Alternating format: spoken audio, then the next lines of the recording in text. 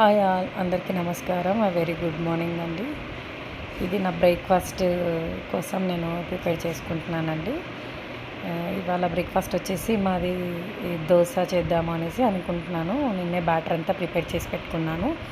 So చాలా రోజుల తర్వాత నాకెందుకో ఇంట్లో మసాలా దోశ తినాలనిపించిందండి.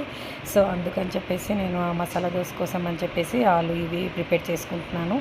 నీట్గా క్లీన్ చేసేసుకొని తర్వాత కుక్కర్లో వేసి ఒక విజిల్ పెట్టుకుంటే సరిపోతుందండి. ఆలుయే కదా, త్వరగానే బాయిల్ అయిపోతుంది. ఆ తర్వాత దానికి సంబంధించిన ఆనియన్, పచ్చిమిర్చి కూడా నీట్గా కడుక్కొని కట్ చేసి పెట్టుకుంటానండి. ఆలు కర్రీ చేసుకోవాలి కదా మసాలా దోశ కోసమని, దానికోసము ఈ రెండు కట్ చేసి పెట్టుకుంటున్నాను. ఆ తర్వాత నేను పుట్నాల పొడి కూడా చేద్దాం అనుకుంటున్నానండి. అలాగే రైస్లోకి అవుతుంది, టిఫిన్లోకి కూడా కారం దోశ టైప్ వేసుకోవచ్చు అని చెప్పేసి అది కూడా ప్రిపేర్ చేసుకుందాం అనేసి అనుకున్నాను.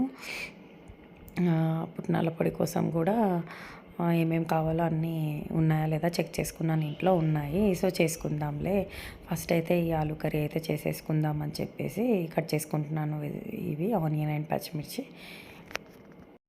మా విద్వానికి అయితే మసాలా దోశ అస్సలు తిండండి. వాడికి ప్లెయిన్ దోశే కావాలి. ఎప్పుడు వేసినా కూడా ప్లెయిన్ దోశే వేయి మమ్మీ, ప్లెయిన్ దోశ తింటా అంటాడు. ఈవెన్ కారపొడి దోశ కూడా వద్దానా అంటే వద్దంటాడు. ప్లెయిన్ దోశ అస్సలు వద్దంటాడు. ఎప్పుడైనా అప్పుడప్పుడు ఆనియన్ దోశ వేయించుకుంటాడు, కానీ ఆనియన్ అయితే తిండు. మళ్ళీ లాస్ట్లో ఆనియన్స్ నేను కానీ మా ఆయన కానీ తినాలి. ఇది మసాలా దోశ అండ్ కారం దోశ నేను మా ఆయన తిందామని చెప్పేసి వేసుకుంటున్నాము. వాడికి ఖచ్చితంగా ప్లెయిన్ దోశ అడుగుతాడు. ప్లెయిన్ దోశ వేయాలని కూడా ప్రిపేర్ అయిపోయాను. ఒకవేళ ఆనియన్ దోశ మమ్మీ అని అడిగితే ఆనియన్ దోశ వేసిద్దాంలే అనేసి అనుకున్నాను. సో బయటికి వెళ్ళినా కూడా అంతే అండి, వాడు ప్లెయిన్ దోశే తింటాడు. ఇంకా వేరే టిఫిన్స్ ఏవి తీసుకోడు. పూరి కానీ, బోండా కానీ, ఈ మసాలా దోశ కానీ, ఇడ్లీ కానీ ఏది తిండు. ఓన్లీ ప్లెయిన్ దోశ తింటాడు విత్ పల్లీల పచ్చడి. ఆ రెండు ఉంటే చాలు వాడికి, ఇంకేవి అక్కర్లేదు. నాకు తెలిసి మా వాడు ఇష్టంగా తినే టిఫిన్ ఏదైనా ఉంది అంటే అది ప్లెయిన్ దోశే అండి.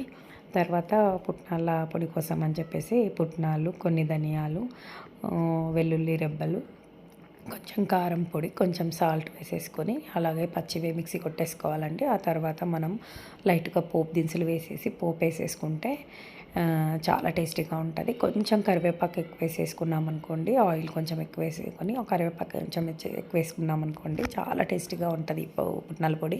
నేను అప్పుడప్పుడు చేస్తూ ఉంటానండి.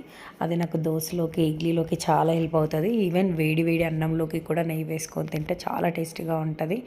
నాకు పల్లీల పొడి కన్నా కూడా పుట్నాల పొడి బాగా టేస్టీగా అనిపిస్తుంది. ఎందుకో నాకు మంచిగా అనిపిస్తుంది. టేస్ట్ కూడా బాగా దానికన్నా ఇదే నచ్చుతుంది నాకు. కొంచెం ఇంగువ కూడా యాడ్ చేసుకున్నాం అనుకోండి ప్రతి పోపులో, చాలా టేస్ట్ అనిపిస్తుంది.